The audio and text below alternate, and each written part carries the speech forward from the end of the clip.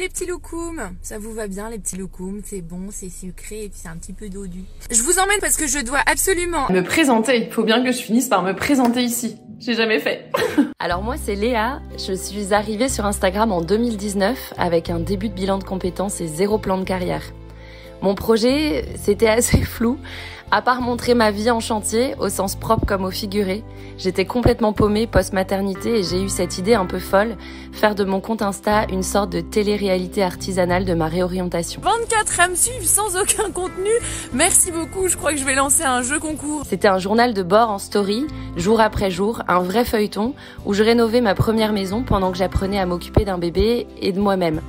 Spoiler alerte, c'était un joyeux bordel. Ce que je savais et que j'ai toujours su, c'est mon amour du beau, sous toutes ses formes, et mon amour pour la caméra. Alors j'ai eu envie de montrer qu'en déco, il n'y a pas que du très chic ou du très cheap, que l'important c'est de ressentir quelque chose. Et j'ai voulu le faire avec un format que j'aurais adoré trouver moi-même à l'époque, spontané, sans faux semblant. C'est vous, les gens ils me suivent et tout. Le tout mêlé à la vie car, c'est ça le plus important. J'adore mettre en scène la vie quotidienne, dénicher la beauté et émerveiller mon œil même dans le plus banal. Dans cette aventure, il y a la police de la thune, aka mon mari, nos 2 minus, Automne et Raoul, et il y a vous, toute une joyeuse team que j'appelle les loukoums. C'est avec vous que tout a commencé, avec ces commentaires et si ce que tu as fait dans ta réno, tu le faisais chez moi, puis 1, puis 2, puis 3. Et en fait, je suis devenue décoratrice en apprenant sur le tas. Projet après projet, j'ai pris confiance. C'est vous qui m'avez donné confiance. Et j'ai créé les coachings en ligne et à domicile où je vous distille mes conseils au quotidien. Et puis j'ai eu envie d'aller plus loin, d'exploiter tout ce qui m'anime et me ressemble, même si ça semblait pas très clair pour tout le monde. Je suis une amoureuse des médias, j'ai toujours eu un petit crush pour la télé et les histoires des autres. Alors j'ai commencé à mettre en lumière des artisans, des créateurs, à filmer leurs gestes, leurs mots, leur vie. Et puis un jour j'ai eu envie d'assouvir un autre de mes rêves enfouis, fabriquer des objets.